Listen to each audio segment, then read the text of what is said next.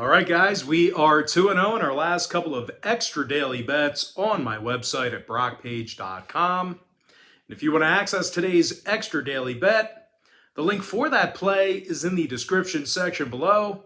Just remember, guys, if you sign up for a package here today on my website, you're actually going to get access to that membership every single day all the way through the end of April. And as a bonus, guys, when you sign up for a membership today, you're immediately going to get full access to all the cheaper memberships on my webpage, absolutely free. They're actually going to be included with your purchase.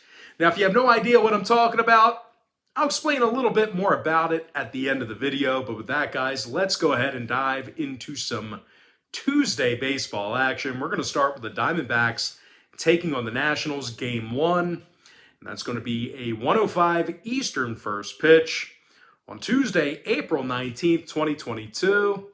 Now, Game 1 of the doubleheader is currently off the board. It looks like Madison Bumgarner is possible for Arizona. Not confirmed yet, though. Meanwhile, on the other side, Johan Adon may be starting for Washington, but once again, neither starter confirmed yet. But either way, if it is Adon, he certainly had a rough start to his major league career. He's 0-2 this year with an ERA of 10 flat. And that's really no surprise how bad he's doing, considering Washington is allowing over 5.5 runs per contest. As a matter of fact, guys, the Nats have they may have the worst pitching staff in the NL East. These guys are currently in the bottom 3 in the majors in opponents' OPS. And they're actually letting their opponents hit 277 against them. Now they're taking on an Arizona lineup who's led by Sean Beer, who's batting .381 with an OPS of 1.006. And when it comes to the pitching in this one, Madison Bumgarner comes into today's ball game with a 2.25 ERA if he does get the starting nod. I'm going to go ahead and lean toward Arizona winning Game 1 outright for some money line cash. Next matchup, another doubleheader. I'm talking about Giants taking on the Mets, Game 1. And that's going to be a 3:10 Eastern start time. The New York Mets are minus $1.25, total 6 runs. Tyler McGill, possible for the Mets. Alex Cobb, maybe for San Francisco. But regardless of who throws out the first pitch for San Francisco, they've got a lineup who's struggled to make contact with the baseball this season. As a matter of fact, the Giants are currently in the bottom 10 in the majors in strikeouts per 9. These guys are actually averaging nearly double-digit strikeouts a game when they're batting. Now, they're taking on a Mets pitching staff who actually leads the majors in striking batters out themselves. Now, Tyler Jimmy McGill, he's had some electric stuff this year. That was a Better Call Saul reference, by the way, or Breaking Bad, however you want to look at it. But anyway, McGill, he's got a 2-0 record and 11 strikeouts in just over 10 innings. McGill's also got himself a .58 whip, and he's yet to allow an earned run this year. Meanwhile, offensively, the Mets have done a real nice job hitting the baseball. Arguably the best lineup in the NL East right now. They actually find themselves in the top 5 in the bigs in OPS. And they're led by Francisco Lindor, who hit 3 home runs and has an OPS of 1.048. Meanwhile, Pete Alonso hit 3 home runs himself and has 14 big RBI. And as a team, New York's averaging just about 5.5 runs per contest. They're doing a real good job getting runners across the plate. Now, total-wise, 7 out of New York's last 10 ball games did fall under the posted number. Plus, we got ourselves a couple of 7-inning games here, with the doubleheader between these two squads. Now, San Francisco, on the other side of things, they are 6-3 to the under in their last 9 themselves. I'm going to lean toward the New York Mets minus $1.25 in the under 6 in Game 1. Next matchup, it is going to be White Sox taking on the Guardians, 6:10 p.m. East. Cleveland's minus $1.35, total 7.5. Shane Bieber for Cleveland, Dallas Keuchel for Chicago. And even though the lefties 1-0 in the season, Keuchel's actually had some problems giving up runs. He comes in today's ball game with a 5.40 ERA. Meanwhile, offensively, the White Sox, they've had a bit of a dry spell over the past week or so. They've scored 3 runs or less in 5 out of their last 6 outings. They're taking on a Cleveland pitching staff who's amongst the best in the game in opponents' OPS. Shane Bieber also comes into today's contest with a 2.70 ERA and a .70 whip. Now, when it comes to offensive production, there's really not many teams out there who hit the ball better than the Guardians. Cleveland's batting .273 as a team right now. They currently rank in the top 3 in OPS. Now, total-wise, 5 out of Cleveland's last 7 got over the total of 7.5 runs. Meanwhile, Chicago saw 2 out of their last 3 on the road get over the posted number themselves. I'm going to lean toward Cleveland minus 135 and the under 7.5. Next ball game, it is going to be Cardinals taking on the Marlins, 6:40 p.m. East. Now, both teams are minus $1.10 with the total at 8. Adam Wainwright for St. Louis, Jesus Luzardo for Miami. And even though the Luzardos had a brilliant start to the season, the Marlins have actually really struggled with St. Louis in recent meetings. And matter of fact, Miami's averaged only 2 runs a game in their last 10 contests with St. Louis. They're also facing Adam Wainwright here today, who struck out 13 batters in just over 10 innings pitched this season. And he also has an ERA of 3.48. Now, offensively, when it comes to the bats, well, this could be the best lineup in the National League. They're leading the majors in homers, and they're also averaging nearly 6 runs a game. Nolan Arenado's hit 4 home runs out of the park already, and also has an OPS of 1.514. Meanwhile, teammate Tommy Edmonds, he's hit 3 out of the park himself, along with a 1.104 OPS as well. The Cardinals do a fantastic job of making contact with the baseball. They're actually amongst the league leaders in fewest strikeouts at the plate. When it comes to the total in this one, St. Louis has gone 75% to the over thus far in the season. Meanwhile, Miami saw 3 out of their last 4 home games get over the posted total themselves. I'm going to go ahead and lean towards St. Louis minus $1.10 and the over 8 runs. Next matchup I have for you, it is going to be Yankees taking on the Tigers, 6:40 p.m. East. New York's minus 220 with the total at 7.5. Garrett Cole for New York, Tyler Alexander for Detroit.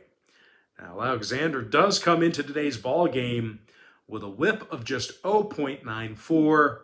This Tiger pitching staff's also done a real nice job keeping the ball down in the zone.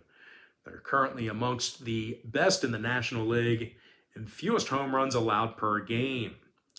Now they're taking on a Yankee lineup on the other side of things, who's actually had significant problems at the plate this year.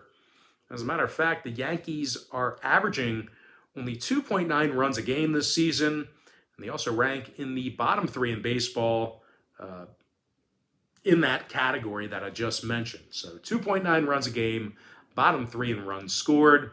And if you think they'll outduel Detroit on the mound here today, just keep in mind that Garrett Cole comes into today's start with an ERA above 5.50. Now, when it comes to the number, New York saw their last 3 road games fall under the posted total, 80% to the under for the entire season. Meanwhile, the Tigers went 6-3 to the under in their last 9 themselves. I'm going to go ahead and lean toward Detroit plus 1.5. And the under 7.5 runs. Next ball game, it is going to be Giants taking on the Mets, game 2. That's going to be a 6:40 Eastern start time. The Mets are minus $1.20 in game 2 of the doubleheader, total 6.5. Max Scherzer for New York, Logan Webb for San Francisco. And even though Webb's had a fantastic start to the season, as I explained earlier in the video, I do have some concerns about this Giants lineup, and of course, one of them being their problems with strikeouts at the plate. Now, they're already taking on Max Scherzer here this evening in Game 2, who's been a big strikeout guy for over a decade.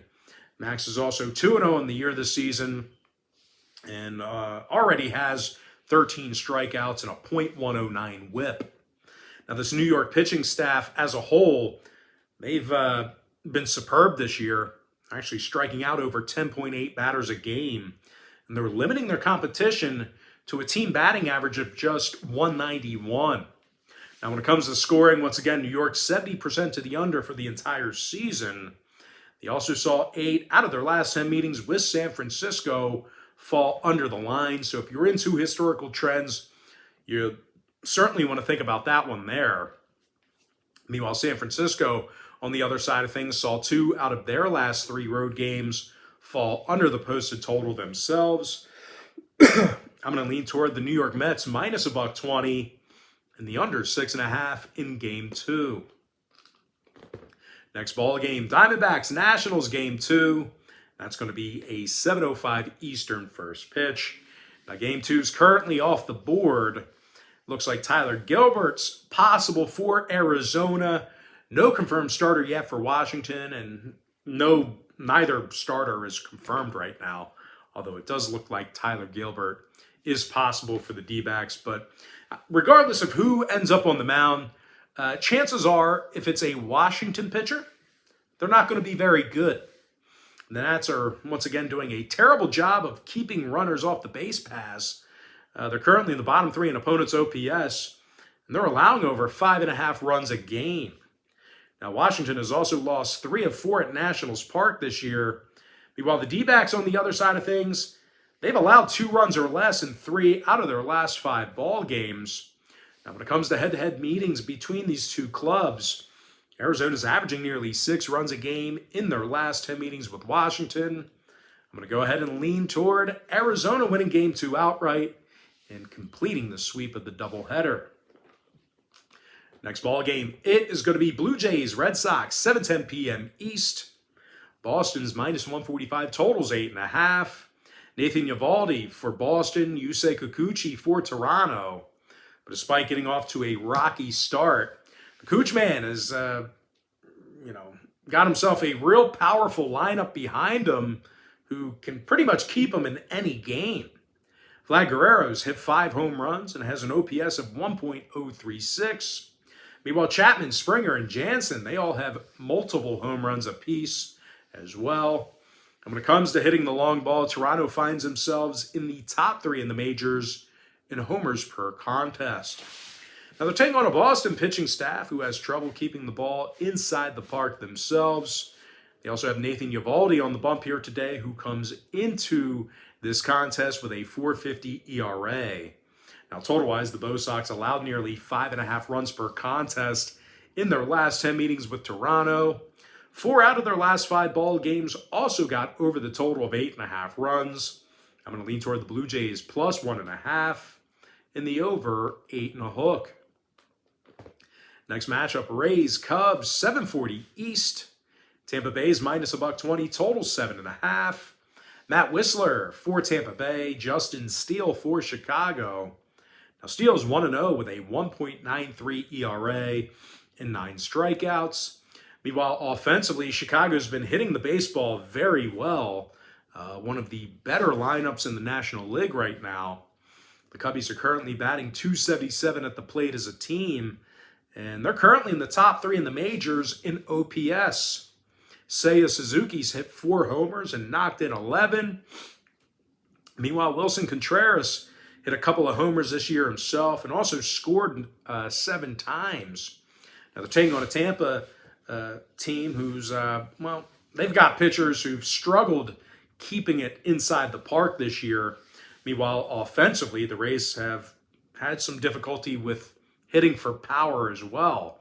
They're actually in the bottom 5 in home runs per 9. Now, total-wise, 3 out of Tampa's last 4 road games fell under the posted number. They've also gone 63% to the under for the entire year. Meanwhile, the Cubs, on the other side of things, they are currently 60% to the under for the entire season themselves. I'm going to lean toward the Chicago Cubs plus $1 and the under 7.5. Next matchup, Pirates, Brewers, 7:40 Eastern start time. Milwaukee's the $2.50 favorite, total 7.5 runs. Corbin Burns for Milwaukee, JT Brubaker for Pittsburgh. And even though Brubaker's had a rough start to the season, He still struck out 7 batters in just over 7 innings of work.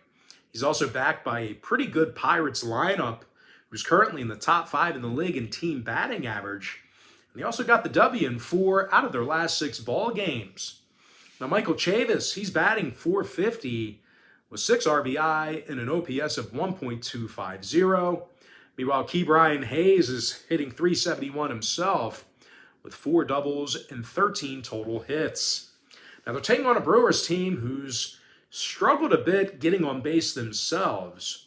Milwaukee actually finds themselves in the bottom 10 in team batting average, and they're also scoring less than 3.5 runs a game. When it comes to hitting for power, Milwaukee's actually amongst the worst in the majors in home runs per contest. Now, scoring-wise, 3 out of Milwaukee's last 5 home games fell under the posted total. They're also 63% to the under for the entire season at any location. Meanwhile, Pittsburgh's gone 60% to the under for the whole year themselves, depending on where you shopped at. I'm going to go ahead and lean toward Pittsburgh plus 1.5 and the under 7.5 runs. Next ball game, Angels, Astros, 8:10 p.m. Eastern first pitch. Houston's minus $1.50, totals 8 runs. Framber Valdez for Houston, Patrick Sandoval for Los Angeles. And even though Patty had a pretty good season debut, he walked 3 batters in 4 innings of work. He also has a whip of 1.50. Now, this Los Angeles pitching staff also allows over 5 runs a game, and they're one of the worst teams in the majors in giving up homers. They're taking on a Houston lineup who hits an awful lot of home runs themselves at the plate. They hit for power pretty well. As a matter of fact, the Astros are in the top 5 in the majors in home runs per game. Yordan Alvarez has 3 home runs and has a 1.153 OPS. Meanwhile, Alex Bregman and Kyle Tucker, they each have multiple home runs apiece. And when it comes to the pitching in this one, Framber Valdez is 1-0 with 9 strikeouts and a .93 ERA. Now, total-wise, 3 out of Houston's last 4 ball games got over the... Let's try that again. Total-wise, 3 out of Houston's last 4 ball games got over 8 total runs. They're also averaging nearly 6.5 runs a game in their last 10 meetings with Los Angeles. Meanwhile, the Angels are officially 5-0 to the over as the away team. I'm going to lean toward Houston minus $1.50 in the over 8 runs. Next ball game, Twins, Royals, 8:10 p.m. East. Both teams are minus $1.10, totals 8.5. Chris Archer for Minnesota. Carlos Hernandez for Kansas City. Now, Hernandez has an .831 ERA and a 1.85 whip coming into today's contest. And no real surprise here, this Royals pitching staff continuously struggles here in the early part of the season. They're allowing nearly 5.5 runs a game. They currently rank in the bottom 5 in opponents' batting average. Meanwhile, offensively, on the other side of things, the Royals really haven't been giving these pitchers ample run support either. KC's averaging only 3-point runs a game at the plate. They're taking on a Minnesota club who's hit a bunch of homers this year themselves, and they're actually led by Byron Buxton, who has 3 home runs and an OPS of 1.058. Meanwhile, Jorge Polanco's hit a couple of homers himself, along with 7 RBI. And when it comes to the pitching, Chris Archer is giving up 0 earned runs in 4 innings of work and also has a .50 whip. Now, total-wise, Minnesota's 7-3 to the under in their last 10 outings. They're also 60% to the under in their last 10 meetings with the Royals. So once again, if you're into historical trends, plenty of unders to go around. Meanwhile, Kansas City saw 5 out of their last 8 ball games fall under the posted number themselves. I'm going to go ahead and lean toward Minnesota minus $1.10 and the under 8.5. Next ball game, Phillies, Rockies, 8:40 p.m. East. Philadelphia's minus 135, totals 11. Kyle Gibson for the Titans, Kyle Freeland for Colorado. Freeland's been pretty bad to start the year. 0-2 record and a 10 even ERA. This Colorado team already struggles with hits allowed. They're currently in the bottom 5 in OPS. They're in the bottom 5 in opponents' batting average right now. And they're actually striking out just 6 batters a game. Now they're taking on a Philly team who looks to bounce back here today and certainly has the lineup to do it. The Phils are currently in the top 10 in OPS at the plate. And they're actually led by Alec Boehm, who's gone 8 for 14 and has an OPS of 1.264. Meanwhile, Nick Castellanos has 2 homers along with 22 total bases. And even though the Phils have been playing some pretty bad baseball right now over the past week or so, starting pitcher Kyle Gibson, he's been a lone bright spot. He's struck out 16 batters this year and has a whip of .86. Now, total-wise, 2 out of Philly's last 3 did get over the posted number. While Colorado went 3-1 to the over in their last 4 themselves. I'm going to go ahead and lean toward Philadelphia minus 135 in the over 11 runs. Next contest, Rangers versus the Mariners, 9:40 p.m. East. Seattle's minus 130, total 7.5. Robbie Ray for the Mariners, John Gray for Texas. Now, Johnny Gray's got 4 strikeouts in just 4 innings of work this season. He's also backed by a Texas lineup who's really been pounding the baseball despite their current record. The Rangers are averaging nearly 6 runs a game, and they actually find themselves in the top 10 in the bigs in home runs. Nathaniel Lowe is batting .371 with 3 walks and 6 RBI. Meanwhile, Corey Seager, he's hitting .294. with a home run and 7 RBI as well. They're taking on a Mariners club who's struggled with giving up home runs themselves. These guys are actually in the bottom 3 in the majors in homers allowed per contest. Meanwhile, when they're batting on the other side of things, well, more bad news there, as they're actually having a tough time getting runners on base. Seattle currently finds themselves in the bottom 10 in batting average at the plate.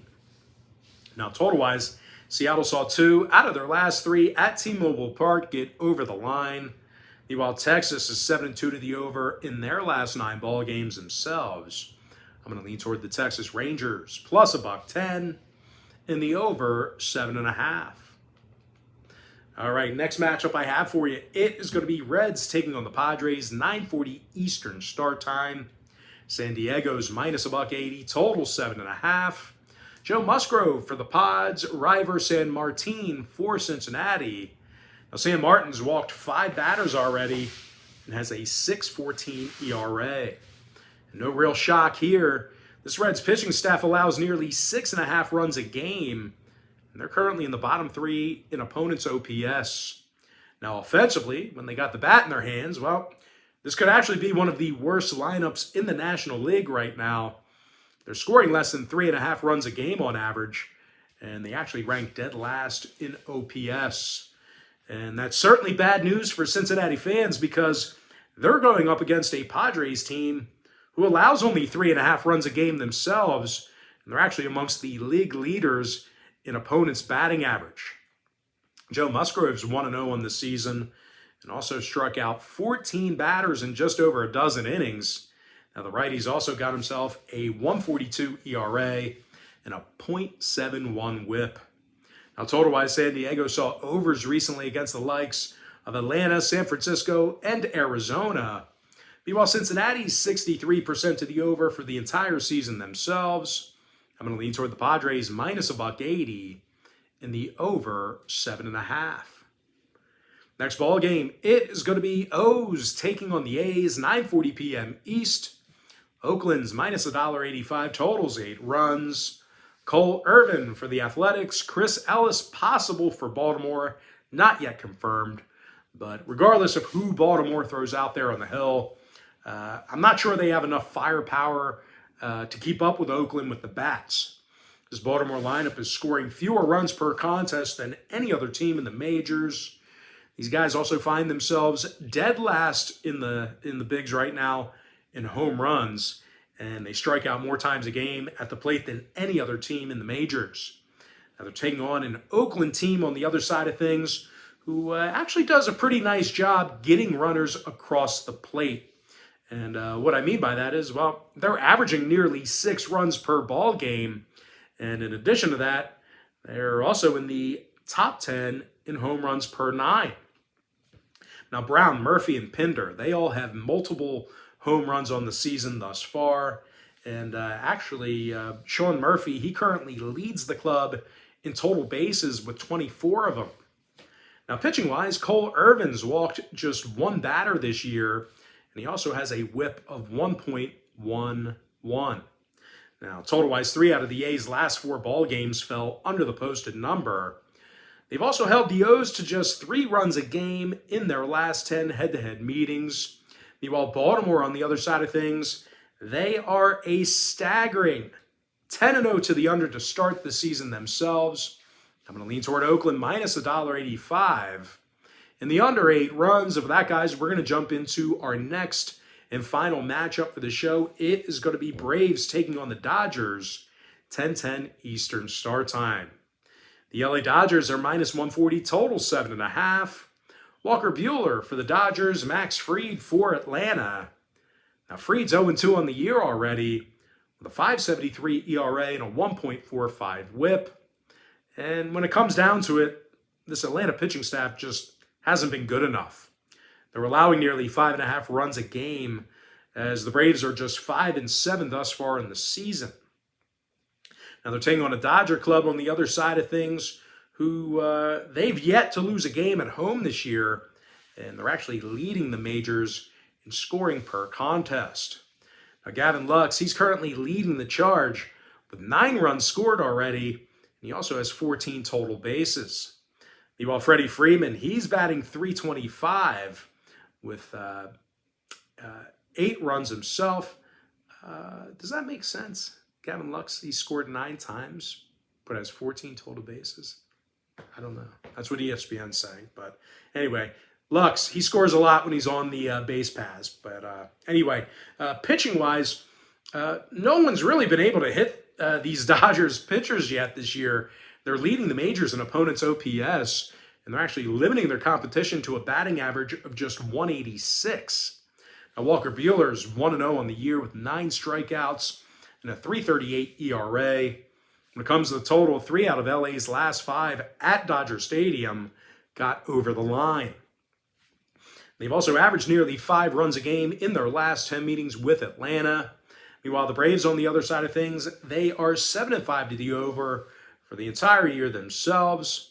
I'm going to lean toward the LA Dodgers minus 140 and the over 7.5. And with that, guys, now it's time for our quick pick recap.